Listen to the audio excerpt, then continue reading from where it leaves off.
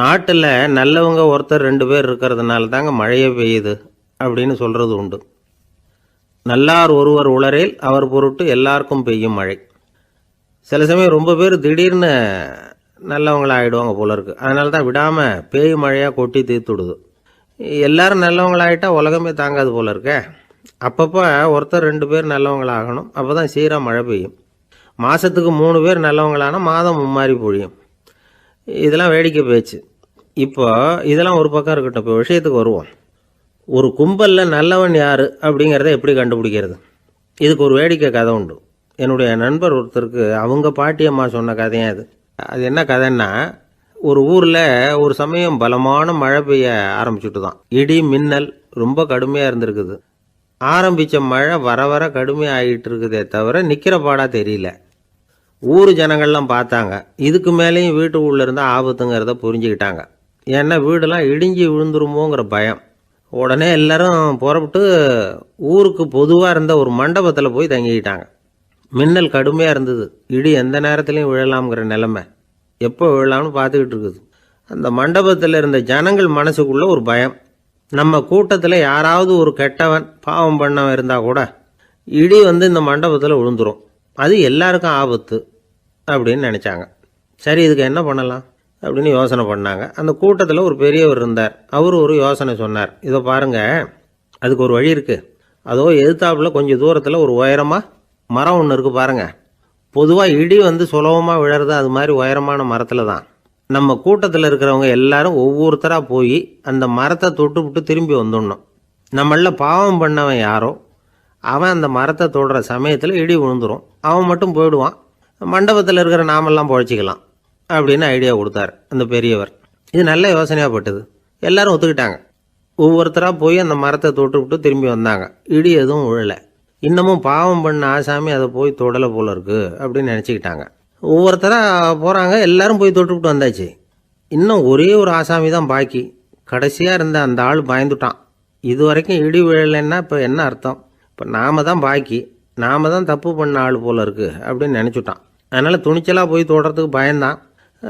தயங்கிக்கிட்டே இருந்தான். இருந்தாலும் மற்றவங்கள்லாம் சும்மா இருப்பாங்களா? கட்டாயப்படுத்தி கழுத்தை பிடிச்சி தள்ளாத குறையா அவனை தள்ளி விட்டாங்க. போய் தொட்டுட்டு வாடான்னு.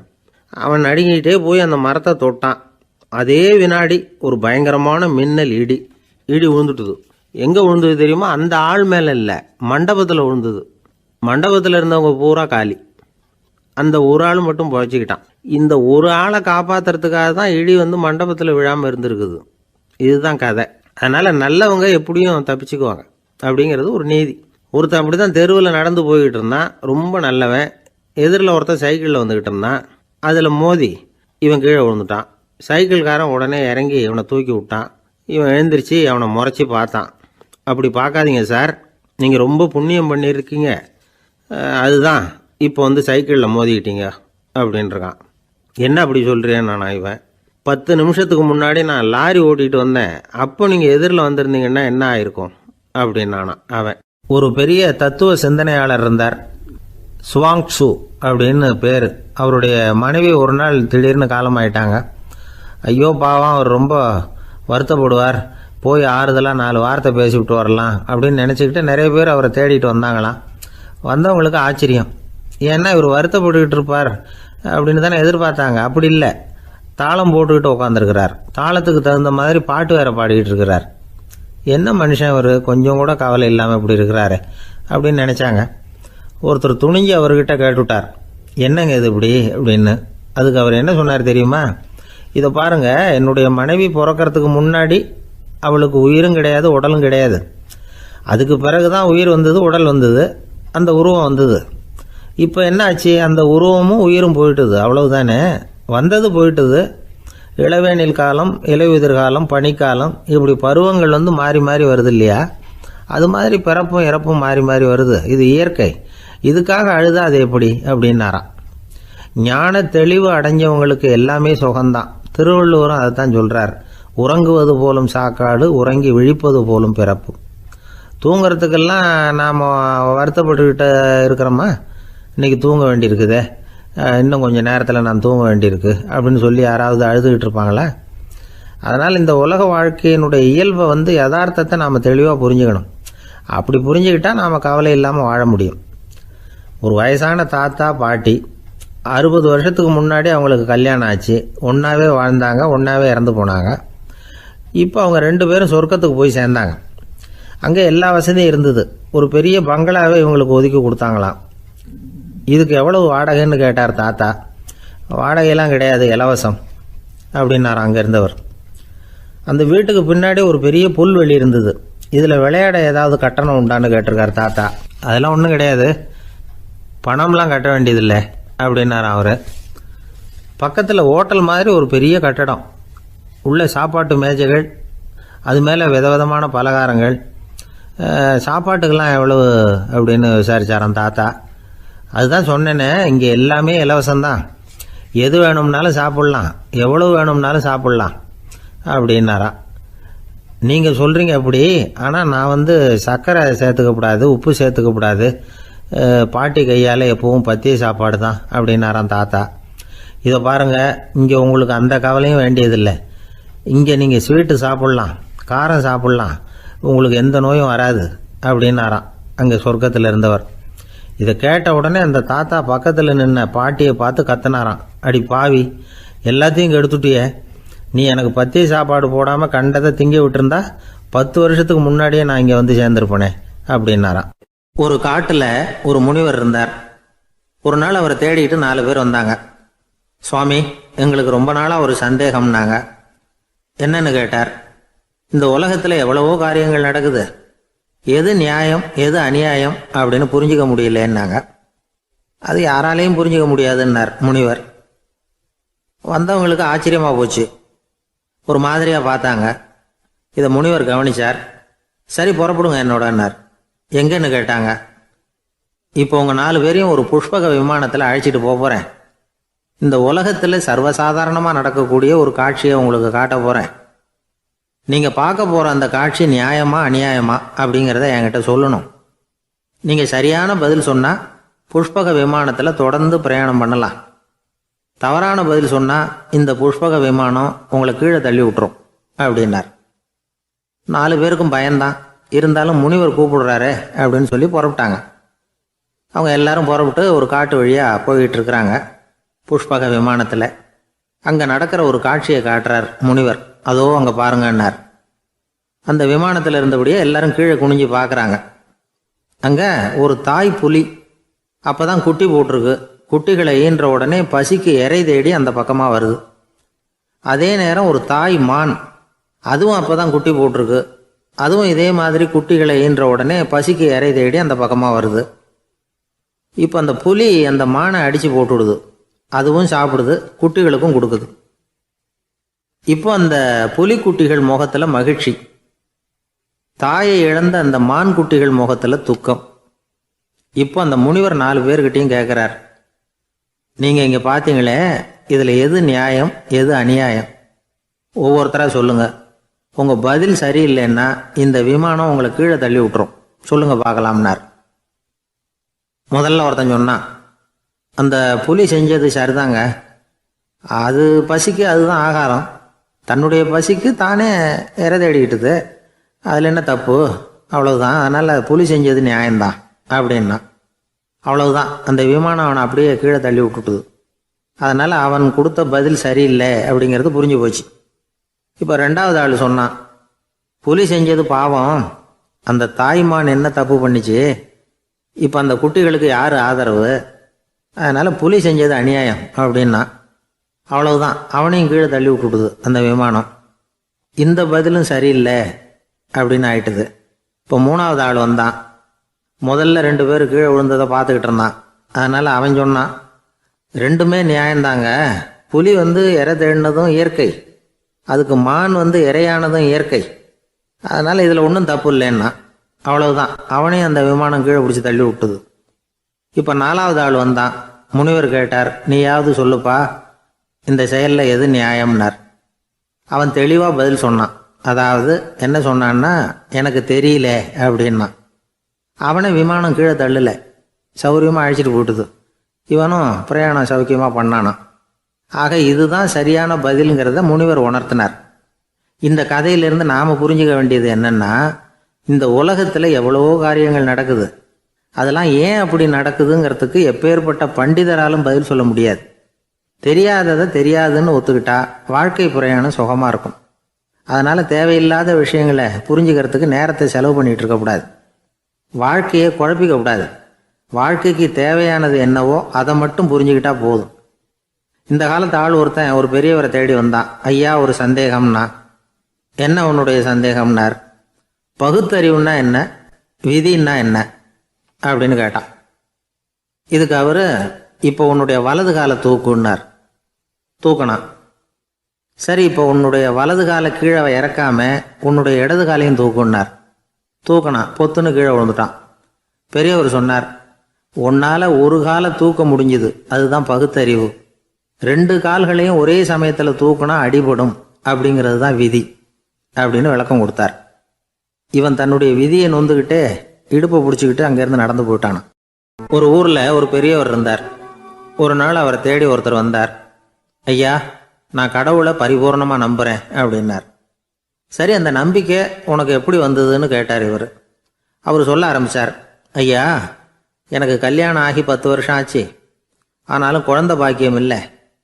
அதுக்கு என்ன காரணமாக இருக்கும்னு நான் யோசனை பண்ணிகிட்டு இருந்தப்போ நண்பர் ஒருத்தர் ஒரு ஆலோசனை சொன்னார். உனக்கு மதப்பற்று இல்லை, எந்த கடவுளையுமே நம்ப மாட்டேங்கிற, அதுதான் காரணம். கடவுளை நம்பு, உனக்கு குழந்தை பாக்கியம் கிடைக்கும் அப்படின்னார்.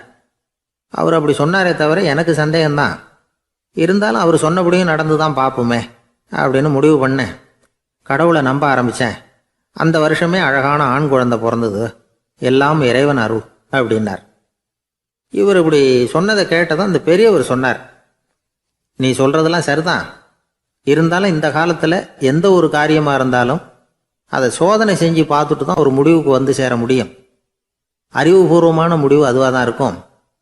அறிவியல் சோதனைகள் அப்படித்தான். ஒரு குறிப்பிட்ட விஷயத்தை பற்றி எத்தனை தடவை சோதனை பண்ணாலும் ஒரே முடிவு தான் கிடைக்கணும். அதுதான் சரியாக இருக்கும். அதனால் இப்போ மறுபடியும் ஒரு சோதனைன்னார். என்ன செய்யணும் அப்படின்னு கேட்டார் இவர். கடவுள்கிட்ட ஒரு பெண் குழந்தை வேணும்னு கேளு. முதல்ல ஆண் குழந்தையை கொடுத்தது மாதிரியே இப்போ ஒரு பெண் குழந்தையையும் கொடுக்குறாரா பார்க்கலாம் அப்படின்னார். சரின்னு சொல்லி இவர் அதே மாதிரி முயற்சி பண்ணினார். அதுக்கப்புறம் அவர் இந்த பெரியவர்கிட்ட வரவே இல்லை. கொஞ்ச காலம் கழித்து இவரே அவரை தேடிக்கிட்டு போய் கதவை தட்டினார். அவர் கதவை திறந்தார். என்ன ஆச்சு, கடவுள் கண் திறந்தாரா அப்படின்னு கேட்டார். அவர், அந்த சமாச்சாரம்லாம் நமக்கு வேணாம் சார். முதல் தடவை அது ஏதோ தற்செயலாக ஏற்பட்ட ஒரு சாதகம். இப்போ நீங்கள் 2வது தடவை சொன்ன பிறகு தினமும் கடவுளை வேண்டிக்கிட்டு தான் இருக்கிறேன், ஒன்றும் நடக்கலை அப்படின்னார் ரொம்ப விரக்தியாக. ஒரே ஒரு தோல்வியில் உங்கள் நம்பிக்கையெல்லாம் பறந்து போயிடுது பார்த்தீங்களா அப்படின்னார் அந்த பெரியவர். எல்லாம் நல்ல விதமாக நடக்கிற வரைக்கும் நம்பிக்கை, எதிர்பார்த்தது தோல்வியில் முடிஞ்சுட்டுதுன்னா அவநம்பிக்கை. மற்றவர்கள் பேரில் வைக்கிற நம்பிக்கை எந்த நேரத்திலையும் விவகாரமாகி விடக்கூடிய சாத்தியம் உண்டு. நாம் நம்பிக்கை வைக்க வேண்டியது நம்மகிட்ட தான். நமக்குள்ளே இருக்கிறார் கடவுள். எனவே நம்ம பேரில் நாம் வைக்கிற நம்பிக்கை தான் உண்மையான கடவுள் பக்தி. நிபந்தனையற்ற நம்பிக்கையாக அது இருக்கணும். எல்லாம் நல்லபடியாக நடந்துக்கிட்டு இருந்தால் எந்த முட்டாளுக்கும் நம்பிக்கை வரத்தான் செய்யும் அப்படிங்கிறது ஒரு பெரியவர் கருத்து. தியானத்தின் மூலமாக தான் உனக்குள்ள ஆழமாக தோண்டுனா உன்னுடைய அடி ஆழத்தில் நம்பிக்கை வந்து அப்படி ஊற்றெடுக்கும், அதை பார்க்க முடியும் அப்படிங்கிறது பெரியவர்கள் சிந்தனை.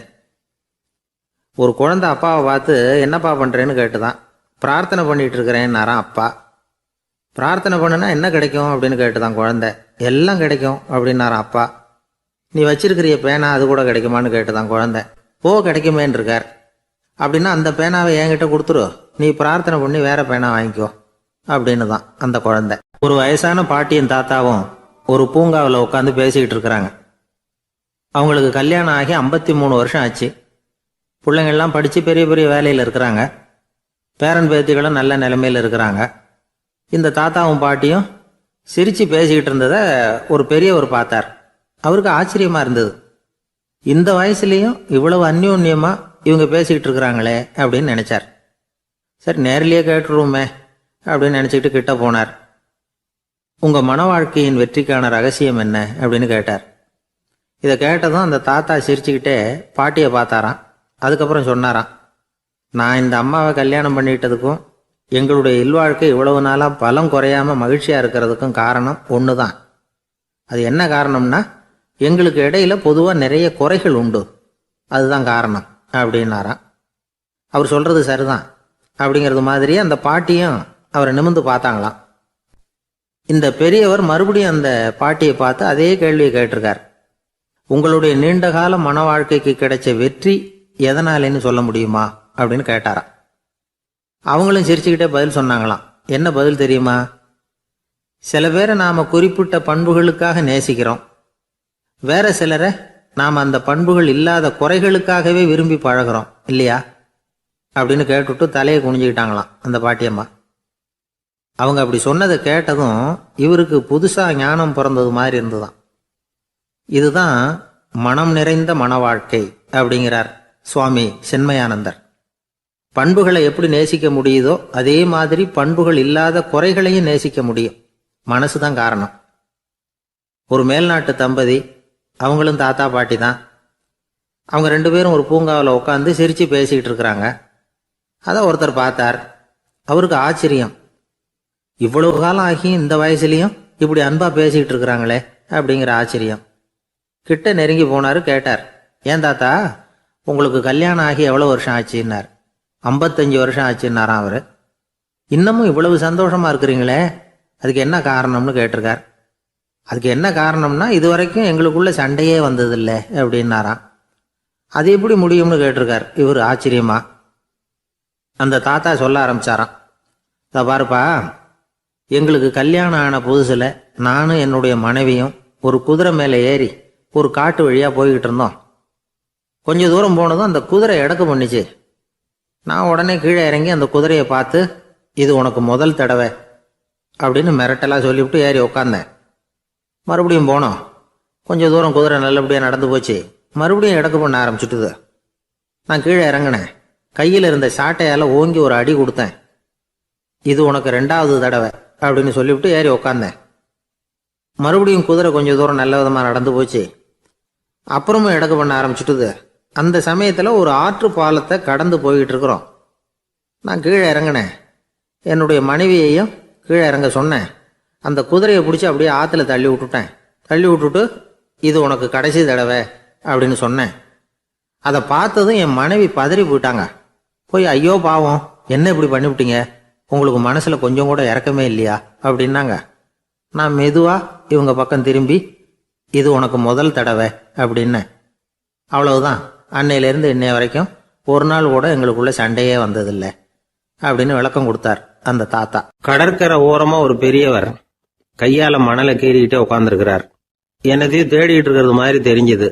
மெதுவா கிட்டத்துல போய், என்னத்தை தேடிட்டு இருக்கிறீங்க அப்படின்னு கேட்டோம். அவரு சாவகாசமா நிமிந்து பார்த்து, நிம்மதியை தேடிட்டு இருக்கிறேன்னார். நாங்க ஒரு மாதிரி ஆயிட்டோம். இருந்தாலும் சமாளிச்சுக்கிட்டு, சார், மணல்ல கிழிஞ்சல் தான் கிடைக்கும், நிம்மதி கிடைக்காது அப்படின்னோம். சரி, இன்னைக்கு வசமா நம்ம கிட்ட ஒரு ஆள் மாட்டிக்கிட்டார் அப்படின்னு நினைச்சு அவர் பக்கமா போய் உட்காந்துக்கிட்டு கதை சொல்ல ஆரம்பிச்சிட்டோம். ஒரு பெரிய மன்னர் இருந்தார். அவருக்கு எல்லா வசதியும் இருந்தது. இருந்தாலும் ஒரே ஒரு குறை. அது என்னன்னா, நிம்மதி இல்லைங்கிற குறை. அரண்மனையில தினமும் கலை நிகழ்ச்சி, நாட்டியம் எல்லாம் நடந்துகிட்டு தான் இருந்தது. இருந்தாலும் நிம்மதி இல்லை. சரி, நிம்மதி எங்க கிடைக்கும் அப்படின்னு தேட ஆரம்பிச்சார். உடனே அதுக்கான முயற்சிகள்ல தீவிரமா இறங்கினார். நாட்டில் உள்ள தத்துவ மேதைகளை எல்லாம் கூப்பிட்டுட்டு வர சொன்னார். எல்லாரும் சேர்ந்தாங்க. அவங்கள பார்த்து, நிம்மதி எங்க இருக்குது அப்படின்னு விசாரிச்சார். அவங்களுக்கு அது தெரிஞ்சா ஏன் இப்படி ராஜா முன்னாடி நின்றுட்டு இருக்க போறாங்க? ராஜாவோட கேள்விக்கு ஒவ்வொருத்தரும் ஒவ்வொரு மாதிரி விளக்கம் கொடுக்க ஆரம்பிச்சிட்டாங்க. எந்த பதிலும் ராஜாவுக்கு திருப்தி அளிக்கக்கூடிய அளவுக்கு இல்லை. சரி, போயிட்டு வாங்கன்னு சொல்லி அவங்களெல்லாம் அனுப்பி வச்சுட்டார். ஒரு நாள் அவர் மாளிகையில உப்பருகையில நின்றுட்டு இருக்கிறார். அந்த சமயத்துல தெருவில் ஒரு பிச்சைக்காரன் ரொம்ப உல்லாசமா பாட்டு பாடிக்கிட்டே போயிட்டு இருக்கிறான். குரல்ல ஒரு சந்தோஷம், நடையில ஒரு மிடுக்கு. அவங்ககிட்ட கொஞ்சம் கூட கவலை இருக்கிறதா தெரியல. உடனே ராஜா அதை பார்த்தார். ஏவலாளிகளை கைதட்டி கூப்பிட்டார். உடனே ஓடி போய் அந்த பிச்சைக்காரனை இங்க அழைச்சிட்டு வாங்கன்னு உத்தரவு போட்டார். இவங்க உடனே ஓடி போய் அவனை கூப்பிட்டாங்க. அரண்மனைக்கு வாழ்ந்தாங்க. அவன் வரல. அரண்மனைக்குள்ள அடி எடுத்து வைக்க மாட்டேன்னு சொல்லிவிட்டான். ராஜா கிட்ட விஷயத்தை சொன்னாங்க. அவருக்கு ரொம்ப ஆச்சரியம், இப்படி ஒரு ஆள் இருக்கிறானா அப்படின்னு. சரி, அவன் என்னதான் சொல்றான் அப்படின்னு விசாரிச்சார். இவங்க மறுபடியும் தெருவுக்கு போய் கேட்டாங்க. என்ன பார்க்கணும்னா, ராஜா விருப்பப்பட்டாருன்னா அவரை வேணும்னா இங்க வர சொல்லுங்க அப்படின்னு சொல்லிவிட்டான். அதை ராஜா கிட்ட சொன்னாங்க. அவருக்கு கோபம் வரல. இவ்வளவு சுதந்திர உணர்வோடு இருக்கிறவன் சாதாரண ஆளா இருக்க முடியாது அப்படின்னு நினைச்சார். உடனே கிடுகிடுன்னு இறங்கி தெருவுக்கு வந்தார். பிச்சைக்காரங்கிட்ட போனார். நீ கவலைப்படாம சந்தோஷமா பாடிட்டு போறியே, அது எப்படி முடியுது உன்னால அப்படின்னு கேட்டார். ஏன் அப்படி கேக்குறீங்கன்னு அவன், அதுக்கு இல்ல, எனக்கு அரண்மனையில எவ்வளவோ சுகபோகங்கள்லாம் இருக்கு, இருந்தாலும் நிம்மதி இல்ல. இது ஏன்னு எனக்கு தெரியல. இந்த தேசத்துல உள்ள அறிஞர்களை எல்லாம் கூப்பிட்டு கேட்டு பார்த்துட்டேன், அவங்களுக்கும் தெரியல. உன்னை கேட்டா தெரியும்னு நினைச்சேன், அதனாலதான் சந்திக்கிறதுக்கு ஆசைப்பட்டேன். ஆனா நீ வரமாட்டேன்னுட்டியே அப்படின்னார். பிச்சைக்காரன் கடகடன்னு சிரிக்க ஆரம்பிச்சுட்டான். மகிழ்ச்சிக்கும் உங்களுக்கும் தடையா இருக்கிறது இந்த மாளிகை தான். இதை விட்டுட்டு வெளியில வந்துட்டா நிம்மதி தேடிட்டு வந்துரும்னா. நான் அரசன், எனக்குன்னு கடமைகள் இருக்கு, அதையெல்லாம் விட்டுட்டு எப்படி வர முடியும்னார் ராஜா. ரெண்டும் ஒரே நேரத்துல கிடைக்கணுங்கிறது முடியாத காரியம். உங்க சுகபோகத்துக்கு விலையாதான் உங்க நிம்மதியை கொடுத்துக்கிட்டு இருக்கிறீங்க. என்ன பாருங்க, என்கிட்ட எதுவும் இல்லை, அதனால எதுவும் போயிடுமோங்கிற பயமும் இல்ல, நிம்மதியா இருக்கிறேன் அப்படின்னா அவன். ராஜா உடனே சந்தோஷப்பட்டு தன்னுடைய மேலங்கியை எடுத்து அவனுக்கு பரிசா கொடுத்தாராம். அவன் சிரிச்சுக்கிட்டே அதை வாங்க மாட்டேன்னு விட்டானான். இதை நீங்க எனக்கு கொடுக்கறதுனால எந்த பயனும் இல்லை, அதே நேரத்துல அதை வாங்கிட்டேன்னா அடுத்த வினாடியிலிருந்து அதை எப்படி காப்பாத்துறதுங்கிற கவலை எனக்கு வந்து சேர்ந்துரும், அப்புறம் தூக்கம் வராது, நிம்மதி போயிடும் அப்படின்னானா. சொல்லிவிட்டு அவன் பாட்டுக்கு சந்தோஷமா பாடிக்கிட்டே போயிட்டான். நிம்மதி எங்க இருக்குங்கிறதையும் ராஜா தெரிஞ்சுக்கிட்டார். அந்த இடத்துக்கு தன்னால போக முடியாதுங்கிறதையும் அவர் புரிஞ்சுக்கிட்டார். இப்படி இந்த கதைய அந்த கடற்கரையில மணலை கீறிக்கிட்டே உட்கார்ந்துருந்தார அந்த பெரியவர்கிட்ட சொல்லி முடிச்சோம். அவர் முகத்துல ஒரு தெளிவு தெரிஞ்சது. எங்களை நிமிர்ந்து பார்த்தார். ரொம்ப நன்றிங்க, இப்ப எனக்கு தெரிஞ்சு போச்சு, நிம்மதி வேணும்னா அதுக்கு என்ன பண்ணணும்னு இப்ப நல்லா புரிஞ்சுக்கிட்டேன் அப்படின்னார். என்ன புரிஞ்சுக்கிட்டீங்கன்னு கேட்டோம். இனிமே இந்த பக்கம் வந்தா உங்க கண்ணுல படாத இடமா பார்த்து உட்காரணும்னு புரிஞ்சுக்கிட்டேன் அப்படின்னார். ஒரு ஊர்ல ஒரு ஆள் இருந்தான், தையல் கடை வச்சிருந்தான். அவங்கிட்ட ஒருத்தன் ஒரு சட்டை துணி எடுத்து கொடுத்து தைக்க சொல்லியிருந்தான். வர்ற சனிக்கிழமை வா, வந்து வாங்கிட்டு போ அப்படின்னு அவன் சொல்லியிருந்தான். அதே மாதிரி இவன் வந்தான். அவன் தச்சு வச்சிருந்த சட்டையை கொடுத்தான். இவன் வாங்கி அங்கேயே போட்டு பார்த்தான். கை நீளம் ஒண்ணுக்கு ஒண்ணு வித்தியாசமா இருந்தது. வலது கை இடது பக்கத்தை விட நீளம் குறைச்சலா இருந்தது. அவன் முணுமுணுக்க ஆரம்பிச்சுட்டான், என்ன இது இப்படி தைச்சுட்டியேன்னு. இதுக்கு அவன் சொன்னான், ஐயையோ இதுக்காகவா சங்கடப்படுறீங்க, வலது கையை மட்டும் கொஞ்சம் உள்ள இழுத்தாப்புல வச்சுக்கிட்டீங்கன்னா சரியா போகுது, மற்றபடி அந்த சட்டையில உள்ள கலை அம்சத்தை கவனிங்க, எவ்வளவு அற்புதமா தச்சிருக்கேன் பாருங்க, ஒரு சின்ன குறைய இப்படிலாம் பொருட்படுத்த வேண்டியதில்லை, நான் சொன்னது மாதிரி கையை கொஞ்சம் உள்ள இழுத்தது மாதிரி வச்சுக்கிட்டு நடந்து போங்க, ஜோரா இருக்கும் அப்படின்னா. அவனும் யோசிச்சு பார்த்தான். சரியான யோசனையா தான் தோணுச்சு. கொஞ்சம் முயற்சி பண்ணி வலது கையை கொஞ்சம் உள்ள இழுத்து சட்டை சரியா இருக்கிறது மாதிரி பண்ணிக்கிட்டான். இப்போ மறுபடியும் ஒரு பிரச்சனை. வலது கையை உள்ள இழுத்த மாதிரி அப்படியே வச்சுக்கிட்டதும் முதுகு பக்கம் கொஞ்சம் துணி தளர்த்தியா தொங்குறது மாதிரி தெரிஞ்சது. என்ன இது, முதுகு பக்கம் துணி குவிஞ்சுட்டுதே, தொங்குதே அப்படின்னா மறுபடியும், அடடா இதுக்காகவா கவலைப்படுறீங்க, உடம்ப அதுக்கு தகுந்த மாதிரி கொஞ்சம் வளைச்சிக்கிட்டா சரியா போடுது, இதுக்காக அந்த அழகான தையலை பிரிச்சு அதுல உள்ள கலை அம்சத்தை கெடுக்கிறதுக்கு என் மனசு இடம் தரல, எவ்வளவுக்கு தளர்த்தியா இருக்கோ அவ்வளவுக்கு கொஞ்சம் உடம்ப வளைச்சி அப்படி குனிஞ்சது மாதிரி போங்க போதும் அப்படின்னா. அதுவும் நல்ல யோசனையா தான் பட்டுது இவனுக்கு. சரின்னு சொல்லிவிட்டு புறப்பட்டான். தெருவில் இறங்கினான். கையை கொஞ்சம் உள்ள இழுத்தான், உடம்ப கொஞ்சம் முன்னால வளைச்சான், சட்டைக்கு தகுந்த மாதிரி உடம்ப பண்ணிக்கிட்டான், மெதுவா நடந்து போறான். இப்போ எதிரில் இன்னொருத்தன் வரான். இவனை பாக்குறான், இவன் போட்டிருக்கிற சட்டையை பாக்குறான். ஆஹா அற்புதம்ங்கிறான். சும்மா சொல்லக்கூடாது, ரொம்ப நல்லா இருக்கு, நிச்சயமா இது இந்த ஊர் மேல தெருவில் இருக்கிற ஒருத்தன் இருக்கானே அவன் தச்சதா தான் இருக்கணும் அப்படின்னா. இதை கேட்டதான் அவனுக்கு ஆச்சரியம். எப்படி அவ்வளவு கரெக்டா கண்டுபிடிச்சிங்க அப்படின்னு கேட்டிருக்கான். இதுக்கு அந்த வழிபோக்கன்னு சொன்னானா, அவன் ரொம்ப கெட்டிக்காரன், உங்களை மாதிரி உடம்பும் கையும் வளைஞ்சு போன ஒரு ஆசாமிக்கு அவனை தவிர வேற யாராலேயும் இவ்வளவு பொருத்தமான ஒரு சட்டையை தைக்க முடியாது அப்படின்னானா. பாருங்க, அவனுக்காக இவன் அனுசரிக்க போய் இவனோட நிலைமை எப்படி ஆயிடுது பாருங்க. இதே மாதிரிதான் சில சடங்குகளும் சம்பிரதாயங்களும் நம்மளை கோமாளி ஆக்கி விட்டுரும். எதுவா இருந்தாலும் அதுல அறிவுபூர்வமான அணுகுமுறை அவசியம்.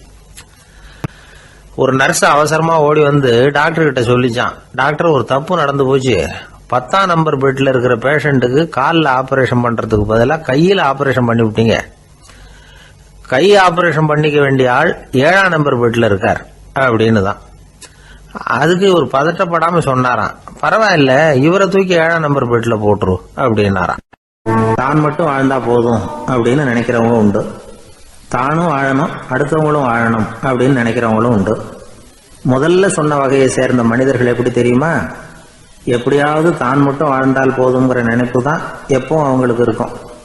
தங்களுடைய வளர்ச்சிக்கு எது தடையா இருந்தாலும் சரி, யார் தடையா இருந்தாலும் சரி, அதை அழிச்சுட்டு தான் மறுவேலை பார்ப்பாங்க. அவங்கெல்லாம் பாவ காரியங்களுக்கு தயங்குறதே இல்லை.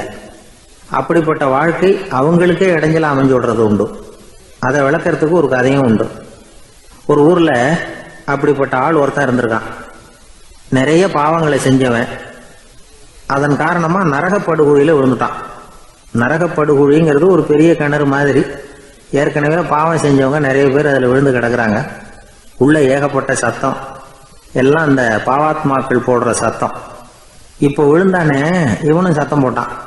இவன் போடுற சத்தம் கொஞ்சம் அதிகமாக கேட்டுது. இந்த கிணத்துக்கு பக்கத்தில் புத்தர் உட்கார்ந்துருக்கிறார். அவர் காதில் இவன் போடுற சத்தம் விழுந்தது. உடனே அந்த கிணத்தடிக்கு போனார். குனிஞ்சு பார்த்தார். சாமி என்னை காப்பாத்துங்க அப்படின்னு கத்தனான் இவன்.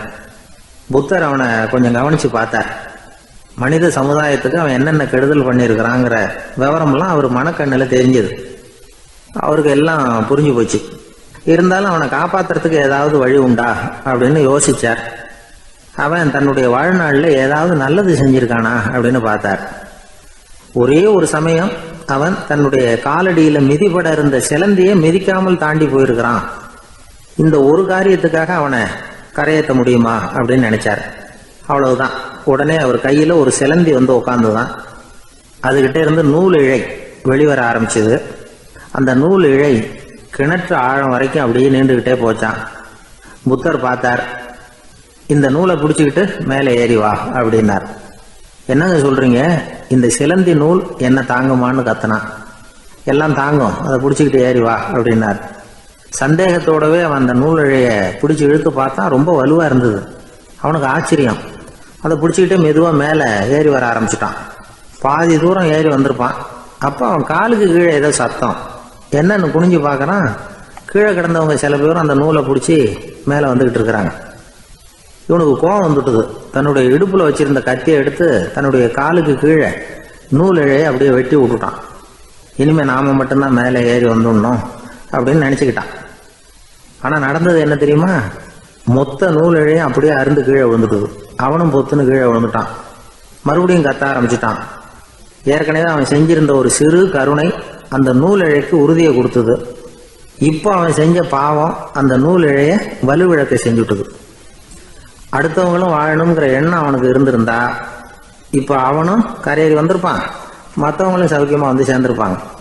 அதனால நாமும் வாழணும், அடுத்தவங்களும் வாழணும் அப்படின்னு நினைக்கிறவன் வாழ்க்கையில சீக்கிரம் முன்னுக்கு வந்துடுவான். ஒருத்தன் ஒரு டாக்டர் கிட்ட போனான். மருந்து வாங்கினான். வாங்கி கொண்டாந்து பேசாம வச்சுட்டான், சாப்பிடல. அப்புறம் எதுக்காகப்பா போய் அவர்கிட்ட மருந்து வாங்கினேன் அப்படின்னு கேட்டாங்க. டாக்டர் வாழணும் இல்லையா, அதனாலதான் அப்படின்னா. அவர் கொடுத்த மருந்தை நீ ஏன் சாப்பிடல அப்புறம் அப்படின்னு கேட்டாங்க. நான் வாழணும் இல்லையா, அதுக்காக தான் அப்படின்னா. ஒரு ஊர்ல ஒரு ஆள் இருந்தான். அவன் ஒரு நாள் கோயிலுக்கு போனான். கடவுள்கிட்ட வேண்டிக்கிட்டான், எனக்கு ஒரு 1,00,000 ரூபா நீ கொடுத்தா நான் உன் சன்னதியில் ஒரு தேங்காய் உடைக்கிறேன் அப்படின்னு வேண்டிக்கிட்டான். கடவுள் பார்த்தார். உடனே அவன் கண் முன்னாடி தோன்றினார். இந்தா நீ கேட்ட 1,00,000 ரூபாய் அப்படின்னு சொல்லி அவன் கையில் பணத்தை கொடுத்துட்டு மறைஞ்சிட்டார். இவனால் நம்பவே முடியல. இவ்வளவு சுலபமாக கிடைக்கும்னு தெரிஞ்சிருந்தா அனாவசியமாக ஒரு தேங்காய் உடைக்கிறேன்னு வேண்டியிருக்க வேண்டியது இல்லையே அப்படின்னு நினச்சான். இருந்தாலும் வேண்டுதலை நிறைவேற்ற வேண்டியது கடமை. அதுக்காக என்ன பண்ணான், பக்கத்தில் ஒரு கடைக்கு போனான். ஒரு தேங்காயை கையில் எடுத்தான். இது என்ன விலைன்னு கேட்டான். 5 ரூபான்னார் கடையில் இருந்தவர். அதிகமாக இருக்குதே விலைன்னா. அப்படின்னா ஒன்று செய்யுங்க, அடுத்த ஊருக்கு போங்க, அங்கே தென்னந்தோப்பு அதிகம், அதனால் அங்கே இதை விட குறைஞ்ச விலைக்கு கிடைக்கும் அப்படின்னார். சரின்னு அடுத்த ஊருக்கு கிளம்புனான். அங்கே போய் விசாரித்தான். ஒரு தேங்காய் 3 ரூபாய் விலைன்னாங்க. இதுவும் அதிகமாக தெரியுதேன்னா. அப்படின்னா ஒன்று செய்ய, அதோ அந்த ஆற்று ஓரமாக ஒரு தென்னை மரம் இருக்கு பார், அதில் நீயே ஏறி பறிச்சுக்கோ, ஒரு தேங்காய்க்கு 1 ரூபா கொடுத்தா போதும் அப்படின்னார் அந்த தோப்புக்கு சொந்தக்காரரு. இவனுக்கு மரம் ஏற தெரியாது.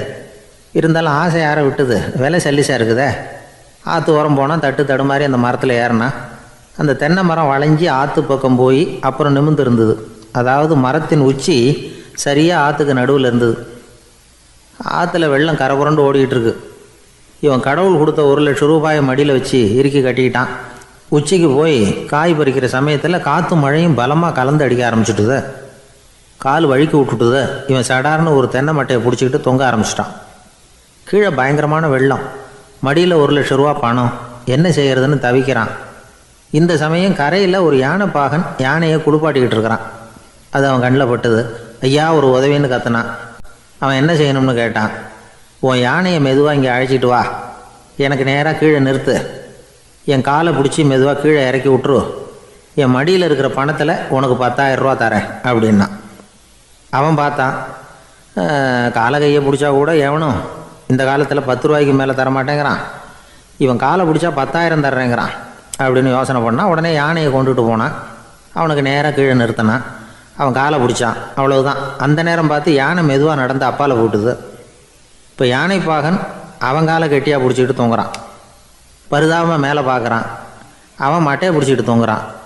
இப்போ யானை பாகன் சொல்கிறான், தம்பி மட்டையை விட்டுறாத, கெட்டியாக பிடிச்சிக்கோ, நான் உனக்கு 10,000 ரூபா தரேன், இதோ மடியில் தான் வச்சுருக்கேன்னா. மேலே தொங்குறவனுக்கு இந்த நிலைமையிலேயும் ஒரு சந்தோஷம், மேற்கொண்டு ஒரு 10,000 ரூபா நமக்கு கிடைக்கும் போல இருக்கே அப்படின்னு. இந்த சமயத்தில் ஒருத்தன் ஒட்டகத்தை ஓட்டிகிட்டு வந்தான் அந்த பக்கமாக குளிப்பாட்டுறதுக்கு. யானை பாகம் பார்த்துட்டான். ஐயா ஒட்டகக்காரரே, அதை இங்கே கொண்டுகிட்டு வா, எங்கள் காலை பிடிச்சி பத்திரமா இறக்கி விடு, நாங்கள் பணம் கொடுக்குறோம்னா. அவனும் பணத்துக்கு ஆசைப்பட்டு வந்தான். அவன் காலை பிடிக்கிற சமயம் ஒட்டகமும் நழுவி போட்டுது. இப்போ 3 பேருமே வரிசையாக தொங்குறாங்க. ஒட்டகக்காரன் கத்துறான், தம்பி மட்டையை விட்டுறாத, கெட்டியாக பிடிச்சிக்கோ, நான் என் மடியில் இருக்கிற 5,000 உனக்கு தந்துடுறேன்னா. மேலே தொங்குறவனுக்கு இன்னமும் சந்தோஷம், இவனும் பணம் தர்றேங்கிறான் அப்படின்னா இன்றைக்கி நமக்கு மொத்த பண வரவு எவ்வளவு அப்படின்னு ஒவ்வொன்றா கூட்டி பார்க்க ஆரம்பித்தான். மனக்கணக்கு சரியாக வரல. அதனால் அப்படியே விரலை விட்டு எண்ண ஆரம்பித்தான். அவ்வளவுதான். மட்டையை விட்டுட்டு கை நழுவி வந்துட்டுது. 3 பேரும் பொத்துன்னு ஆற்றுல விழுந்தாங்க. படாத பாடுபட்டு தட்டு தடுமாறி கரைக்கு வந்து சேர்ந்தாங்க. 3 பேர் மடியில் இருந்த பணமும் ஆற்றோட போட்டுது. பேராசை பெருநஷ்டம் அப்படின்னு ஒரு பழமொழி இருக்குல்ல, அதை விளக்கறதுக்காக சொல்லப்பட்ட கதை இது. இந்த காலத்தில் ஒருத்தர் ஒரு நீச்சல் குளத்தில் நீச்சல் அடிச்சுக்கிட்டு இருக்கிறார். காவலுக்கு இருந்தவர் அதை கவனிச்சுட்டார். கரையிலேருந்து சத்தம் போட்டாராம், இதோ பாருங்க, இங்கே ராத்திரி 8 மணிக்கு மேலே நீச்சல் அடிக்கிறது சட்டப்படி குற்றம், அதுக்கு அனுமதி கிடையாது, தெரியாதா உங்களுக்கு அப்படின்னாராம்.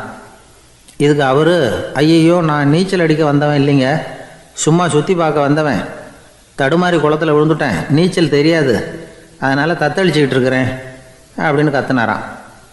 கரையில் இருந்தவர் பார்த்தார். ஓ அப்படின்னா சரி, அதுக்கு ஒன்றும் தடை இல்லை அப்படின்னு சொல்லிவிட்டு அவர் பாட்டு நடந்து போயிட்டாராம். அசோக மன்னர் வந்துகிட்டு இருக்கார். அவருடைய ஆலோசகர்கள் எல்லாம் பக்கத்தில் வந்துகிட்டு இருக்கிறாங்க. அந்த சமயத்தில் எதிரில் ஒரு புத்த பிக்ஷு வர்றார். அசோகர் பார்க்கிறார். ஓடி போய் அவர் காலில் விழுந்து வணங்குறார். அசோக மன்னரின் தலை அந்த புத்த துறவியின் பாதத்தில் பட்டுக்கிட்டு இருக்கு. பக்கத்தில் நின்றுகிட்டு இருந்த அமைச்சருக்கு இது ரொம்ப சங்கடமா போச்சு. ரொம்ப வருத்தப்பட்டார். நம்ம அசோக சக்கரவர்த்தி எப்பேற்பட்டவர், அவரோட தலை ஒரு சன்னியாசியின் பாதத்தில் படுறதா அப்படின்னு நினைச்சு ரொம்ப கவலைப்பட்டார். அரண்மனைக்கு திரும்பினதும் அமைச்சர் மெதுவாக ஆரம்பிச்சார். அரசே, எனக்கு ரொம்ப வருத்தமா இருக்குது அப்படின்னார். எதுக்குன்னார் மன்னர். அசோக சக்கரவர்த்தியின் தலை, அதாவது அந்த சிரம், ரொம்ப மதிப்புமிக்க ஒன்று, அது ஒரு சன்னியாசியின் காலில் படலாமா அப்படின்னார். அசோகர் பதில் சொல்லல, சிரிச்சார், போயிட்டார். அதுக்கப்புறம் ஒரு சரியான சந்தர்ப்பத்துக்காக காத்துக்கிட்டு இருந்தார். ஒரு நாள் அமைச்சரை கூப்பிட்டார். எனக்கு 3 தலைகள் வேணும் அப்படின்னார். சொல்லுங்க, கொண்டுகிட்டு வரேன் அப்படின்னார் அமைச்சர். அசோகர் சொன்னார், முதல்ல எனக்கு தேவையானது ஒரு ஆட்டின் தலை, 2வது ஒரு புலியின் தலை, 3வது ஒரு மனிதனின் தலை. இதுதான் அசோகர் கேட்டது. எங்க இருந்தாலும் கொண்டு வாங்கன்னார். அமைச்சர் புறப்பட்டார். ஆட்டுத்தலை புலித்தலை கிடைச்சிட்டுது. அப்புறமா ஒரு சுடுகாட்டுக்கு போய் ஒரு மனித தலையும் சேகரம் பண்ணிட்டு ராஜா கிட்ட வந்துட்டார். அரசே, உங்கள் ஆணைப்படி 3 தலைகளையும் கொண்டு வந்திருக்கிறேன்னார். அசோகர் பார்த்தார். ரொம்ப நல்லது, இப்ப இது 3ஐயும் எடுத்துக்கிட்டு போய் சந்தையில வித்துட்டு வாங்க அப்படின்னார். அமைச்சர் அதுகளை எடுத்துக்கிட்டு சந்தைக்கு போனார். முதல்ல ஆட்டுத்தலை நல்ல விலைக்கு வித்து போச்சு. நல்ல விலை கொடுத்து வாங்கிட்டு போட்டாங்க. அடுத்தபடியா புலி தலைய ஒருத்தர் வாங்கிட்டார். அதை பாடம் பண்ணி வீட்டில் மாட்டி வைக்கலாமே அப்படின்னு நினைச்சு அதையும் வாங்கிட்டு போட்டார். மனித தலையை மட்டும் வாங்கறதுக்கு யாரும் முன் வரல. எல்லாரும் அதை பார்த்துட்டு விலகி போக ஆரம்பிச்சாங்க. அமைச்சர் திரும்பி வந்தார். அரசே, இந்த தலையை மட்டும் யாரும் வாங்க மாட்டேங்கிறாங்க அப்படின்னார். சரி, பரவாயில்ல, இதை இலவசமாவே எனாமாவே யாருக்கிட்டையாவது கொடுத்துட்டு வந்துருங்க அப்படின்னார். அமைச்சர் மறுபடியும் சந்தைக்கு போனார். இதை இலவசமா தரேன், இதை வாங்கிக்கோங்க அப்படின்னார். அப்பவும் அதை யாரும் வாங்கிக்கிறதுக்கு தயாரா இல்லை. மறுபடியும் திரும்பி வந்து மன்னர்கிட்ட விவரத்தை சொன்னார். இப்போ மன்னர் சொல்றார், அமைச்சரே, உயிர் இருக்கிற வரைக்கும் தான் இந்த தலைக்கு மதிப்பு. ஜீவன் போனதுக்கு அப்புறம் அதோட மதிப்பும் போயிடுது. அதனால மதிப்பு இருக்கும் பொழுதே பெரியவர்கள் பாதம் பணிந்து அந்த புனிதத்தை பெற்றுக்கொள்ளணும் அப்படின்னார். பணிவுங்கிறது வேற, அடிமைத்தனம்ங்கிறது வேற. பெரியவர்களை பணிவது நமக்கு பெருமை தரக்கூடிய விஷயம். இதை மனசுல வச்சுக்கிட்டு எப்போ காலில் விழணும், எப்போ காலில் விழக்கூடாது அப்படிங்கிறத முடிவு பண்ணிக்கணும். ஒரு சாதாரண ஆள் நடந்து வந்துகிட்டு இருந்தார். எதிரில் வந்த ஒரு பெரிய மனுஷன் ஓடி போய் அவர் காலில் விழுந்து தன்னுடைய தலையை அவர் பாதத்தில் கொண்டு போய் வச்சார். கொஞ்ச நேரம் கழிச்சு எழுந்திரிச்சு வந்துட்டார். வந்த பிறகு இவரை கேட்டேன், ஏன் திடீர்னு ஓடி போய் அந்த ஆளு காலில் விழுந்தீங்க அப்படின்னு. அவர் போட்டிருக்கிறது என்னோட காணாம போன செருப்பான்னு கண்டுபிடிக்கிறதுக்காக அப்படி விழுந்தேன் அப்படின்னார். ஒரு ஊர்ல ஒரு பெரியவர் இருந்தார். அவர் ஒரு குரு. அவர் தொடர்ந்து தியான கூட்டங்கள் நடத்துவார். அந்த கூட்டத்தில் கலந்துக்கிறதுக்காக பல ஊர்கள்ல இருந்து சீடர்கள் நிறைய பேர் வருவாங்க போவாங்க. ஒரு நாள் அங்கே கூட்டம் நடந்துகிட்டு இருக்குது. அந்த சமயத்தில் சீடர்களில் ஒருத்தன் என்னத்தையே திருடி விட்டான். மற்ற சீடர்கள் அதை கவனிச்சுட்டாங்க. இவன் ஆப்பிட்டுக்கிட்டான். கூட்டம் முடிஞ்ச பிற்பாடு இவன் திருடின விஷயத்த அந்த பெரியவர்கிட்ட போய் சொன்னாங்களாம். அவர் கவனத்துக்கு கொண்டுகிட்டு போனாங்க. ஆனால் அவர் இதை காதிலே போட்டுக்கல, கண்டுக்கவே இல்லை. போய் சொன்ன சீடர்களுக்கெல்லாம் ஏமாத்தமாக போயிட்டுது. என்ன இது, இவ்வளவு தூரம் நாம் கண்டுபிடிச்சி போய் சொல்கிறோம், அவர் கண்டுக்கவே மாட்டேங்கிறாரே அப்படின்னு ஒரு மாதிரி ஆயிட்டாங்க. இருந்தாலும் அதை பற்றி ஒன்றுமே சொல்லிக்கல, பேசாமல் இருந்துட்டாங்க. கொஞ்ச நாள் ஆச்சு. அதே ஆள் மறுபடியும் ஒரு திருட்டில் மாட்டிக்கிட்டான். சீடர்கள் மறுபடியும் அந்த குரு கிட்ட விஷயத்த சொன்னாங்க. அவர் அப்பவும் வழக்கம் போல சும்மாவே இருந்துட்டார். இவர் இப்படி இருக்கிறத பார்த்ததும் அந்த சீடர்களுக்கு கோபம் வந்துட்டுது. உடனே அந்த சீடர்கள்லாம் ஒன்று கூடி பேசினாங்களாம். எல்லாருமா சேர்ந்து ஒரு விண்ணப்பம் தயார் பண்ணாங்க. அதை குருநாதர்கிட்ட கொண்டுட்டு போய் கொடுத்தாங்க. அந்த விண்ணப்பத்தில் இவங்க என்ன எழுதியிருக்கிறாங்க தெரியுமா? குருநாதர் அவர்களே, உடனே திருடனவன் மீது சட்ட நடவடிக்கை எடுக்கணும். நீங்கள் அப்படி அவனை இங்கே சேர்க்கக்கூடாது. நீங்கள் சேர்த்தீங்கன்னா நாங்கள் இங்கே இருக்கிறத பற்றி யோசிக்க ஆரம்பிச்சிருவோம். அவனை இந்த மடத்தை விட்டே துரத்தி பண்ணணும். நீங்கள் அவனை வெளியில் அனுப்புங்க, இல்லைன்னா நாங்கள் அத்தனை பேரும் வெளியில் போயிடுறோம். இப்படி தான் அந்த விண்ணப்பத்தில் எழுதியிருக்கிறாங்க. குரு அந்த விண்ணப்பத்தை வாங்கி படித்து பார்த்தார். அதுக்கப்புறம் அதை எழுதின அத்தனை பேரையும் கூப்பிட்டாரு. எல்லாரும் இப்படி வாங்கன்னாரு. வந்தாங்க. இப்படி என் எதிரில் உட்காருங்கன்னார். உட்காந்தாங்க.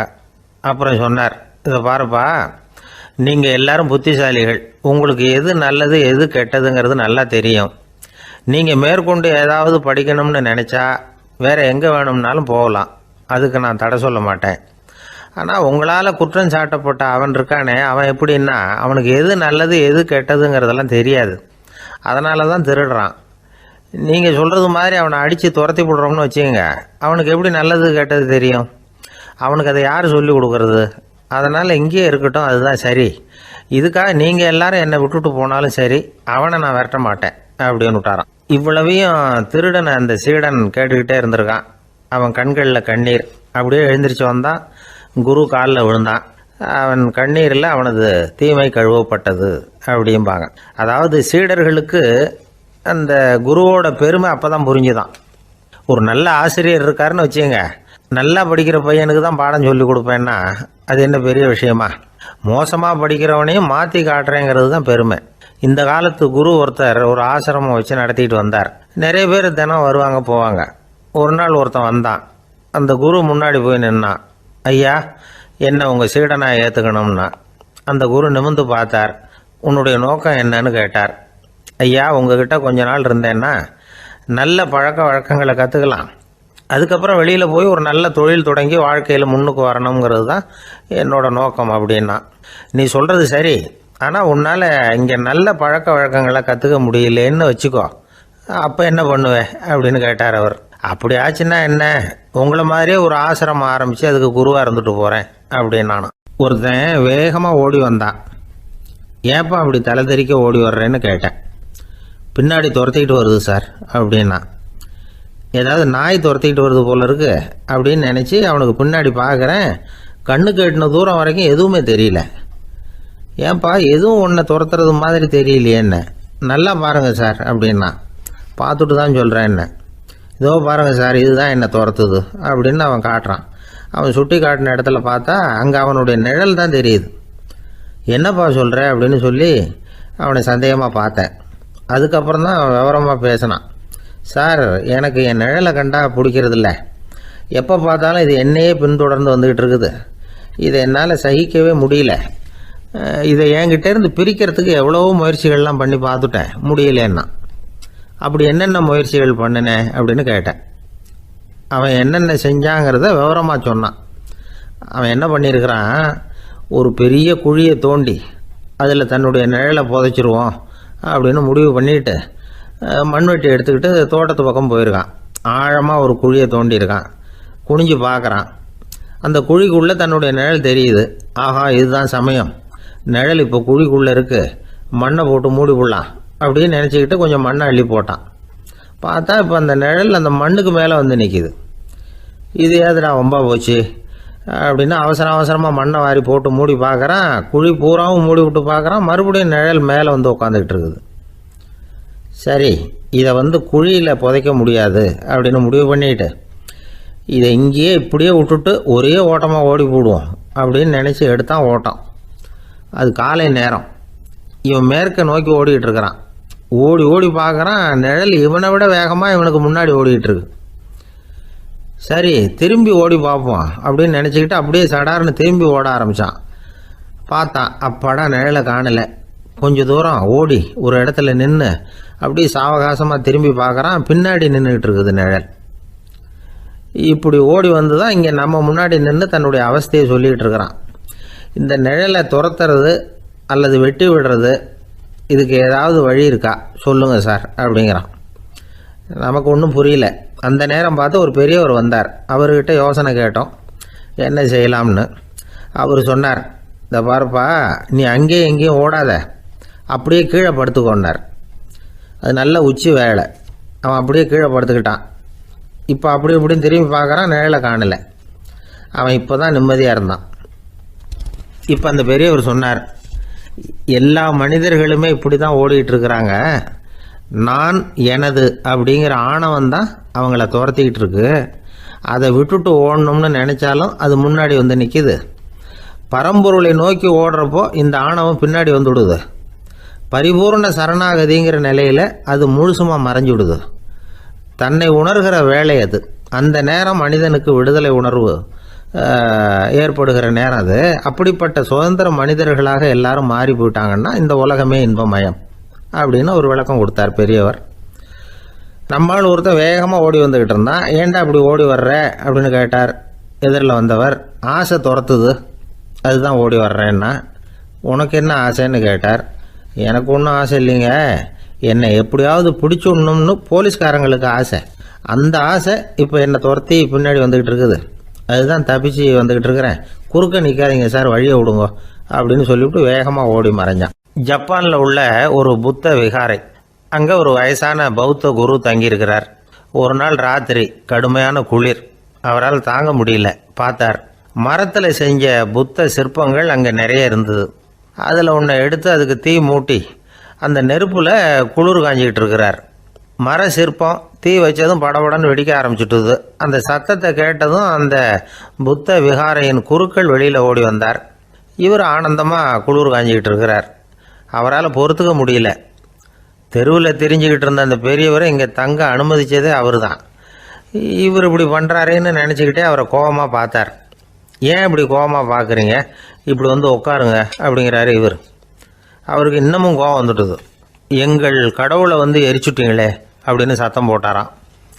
அப்படியா அப்படின்னு கேட்டுக்கிட்டே அந்த சாம்பலை கிளறினார் இவர். என்ன செய்கிறீங்கன்னு கேட்டிருக்காரு அவர். நான் எலும்புகளை தேடுறேன்னாராம். நீங்கள் ஒரு பைத்தியம், இது ஒரு மர சிற்பம், இதில் எலும்புகள் கிடையாது அப்படின்னாராம். அவருக்கு கோபம் வந்துட்டுது. உடனே வெளியில் போங்கன்னு கத்தியிருக்கார். வெளியில் தள்ளி கதவையும் சாத்தி விட்டாராம். மறுநாள் காலையில் கதவை திறந்து பார்த்தா அந்த வயசான பெரியவர் ஒரு மைல்கல் மேலே சில காட்டு பூக்களை வச்சு புத்தம் சரணம் கச்சாமின்னு சொல்லிக்கிட்டே இருக்கிறார். இவருக்கு சந்தேகமாக போட்டுது. கிட்ட போனார். என்ன செஞ்சுக்கிட்டு இருக்கீங்கன்னு கேட்டார். இது என்னுடைய காலை நேர பிரார்த்தனைனாராம். நிஜமாகவே நீங்கள் ஒரு பைத்தியமாக தான் இருக்கணும், ஏன்னா அது ஒரு மைல்கல் அப்படின்னாராம். இப்போ அந்த பெரியவர் சொன்னாராம், நீங்கள் ஒரு மரத்தை புத்தராக நினைக்கும் பொழுது நான் ஏன் ஒரு மைல்கல்ல புத்தராக நினைக்கக்கூடாது? நான் புத்தரை எரிக்கலாம், ஏன்னா அவரை நான் நேசிக்கிறேன். அந்த சிற்பம் மரத்தால் ஆனதுங்கிறது எனக்கு தெரியும்.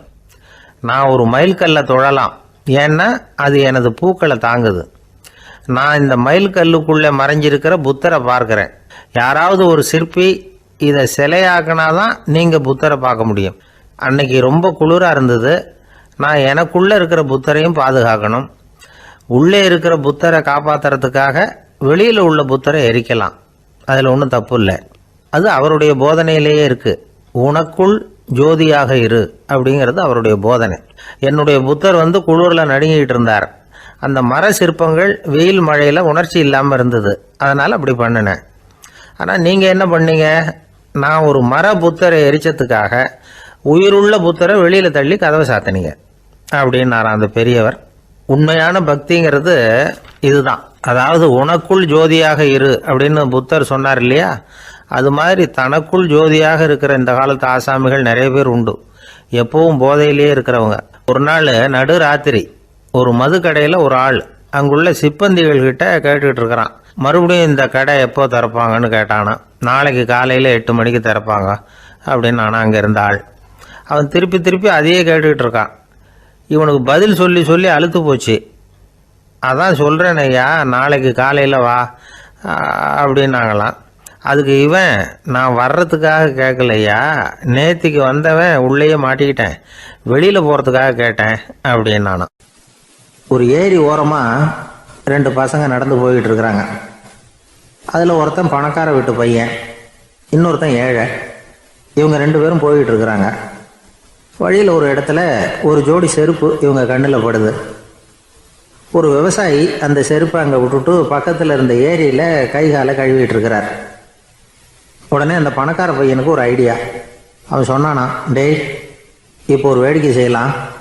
அந்த செருப்பு 2ஐயும் தூக்கி எட்டத்தில் வீசி எரிஞ்சிருவோம். அந்த ஆள் பார்த்துட்டு செருப்பை தேடி அல்லாடுவான், அங்கேயும் இங்கேயும் ஓடுவான், திருன்னு முழிப்பான். அதை பார்த்து நாம் ரசிக்கலாம், நல்ல தமாஷா இருக்கும் அப்படின்னு இருக்கான். இப்படி சொல்லிவிட்டு அந்த செருப்புகளை தூக்கத்துக்கு போனானா. கொஞ்சம் பொறு அப்படின்னானா அந்த ஏழை பையன். ஏன்னு கேட்டிருக்கான் அவன். இப்போ அந்த ஏழை பையன் சொன்னானா, நீ சொல்கிறது ஒன்றும் வேடிக்கை கிடையாது. உன்னோட செருப்பு தொலைஞ்சா உன் அப்பா உடனே உனக்கு வேறு செருப்பு வாங்கி கொடுத்துருவார். ஆனால் அந்த ஆளுக்கு இந்த செருப்பு தொலைஞ்சதுன்னா வேறு புதுசாக வாங்கிறதுக்கு வாயையும் வயத்தையும் கட்டி பணத்தை சேர்க்க வேண்டியிருக்கும். அதனால் நான் ஒரு வேடிக்கை சொல்கிறேன், அது மாதிரி செய், அது இன்னமும் தமாஷா இருக்கும் அப்படின்னானா. எப்படி அது சொல்லுன்றிருக்கான் அவன். செருப்பு 2ம் அது இருக்கிற இடத்துலையே இருக்கட்டும். உன் சட்டை பையிலிருந்து ஒரே ஒரு ரூபா நாணயத்தை எடு. அதை அந்த செருப்பு மேலே அதோட குதிகால் பகுதியில் வச்சுட்டு நாம் 2 பேரும் அந்த மரத்துக்கு பின்னாடி ஓடி போய் மறைஞ்சு நின்றுக்குவோம். அப்புறம் பாரு வேடிக்கையே அப்படின்னா. அதே மாதிரி ரூபா காசு செருப்பு மேலே வச்சுட்டு இவங்க 2 பேரும் மறைஞ்சு நின்றுக்கிட்டாங்க. கொஞ்ச நேரத்தில் அந்த விவசாயி வந்தார். காலில் உள்ள மண்ணை தட்டிவிட்டு செருப்பை மாட்டுறதுக்காக போனார். அங்கேருந்து காசு கண்ணில் போட்டுவிட்டுது. அவருக்கு ஆச்சரியமாக போச்சு. அதை கையில் எடுத்து பார்க்குறார். 4 பக்கமும் திரும்பி திரும்பி பார்க்குறார், யார் இதை வச்சுருப்பான்னு. கடைசியில் ஆகாயத்தை பார்க்குறார். ஆண்டவா, இது உன்னோட கருணை தான். நீ தான் யாரோ புண்ணியவான் மனசில் தர்மம் பண்ணுற எண்ணத்தை உண்டாக்கி இருக்கிற. அந்த புண்ணியவான் நல்லா இருக்கணும் அப்படின்னு வாழ்த்தி அந்த காசை கண்ணில் ஊற்றிக்கிட்டாராம். மறைஞ்சிருந்து பார்த்துக்கிட்டு இருந்த ஏழை பையன் இப்படி சொன்னான், பாத்தியா, உன்னை புண்ணியவான்னு வாழ்த்திக்கிட்டு போகிறார் அந்த ஆள். அவருக்கும் சந்தோஷம், அதை பார்த்து நமக்கும் சந்தோஷம். உனக்கு ரூபாங்கிறது ஒரு பெரிய விஷயம் இல்லை, ஆனால் அதனால் நமக்கு கிடைச்சிருக்கிற மகிழ்ச்சி ரொம்ப உயர்வானது அப்படின்னு நானும்.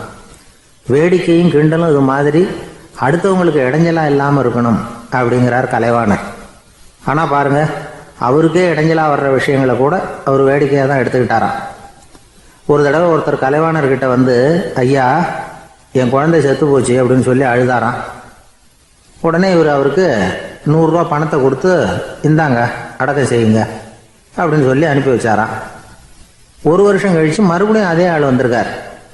இவர் மறந்துருப்பாருங்கிற நினைப்புல, அண்ணே என் குழந்தை இறந்து போச்சுண்ணே அப்படின்னாராம். இவர் மறுபடியும் 100 ரூபா கொடுத்து ஆறுதல் சொல்லி அனுப்பி வச்சாராம்.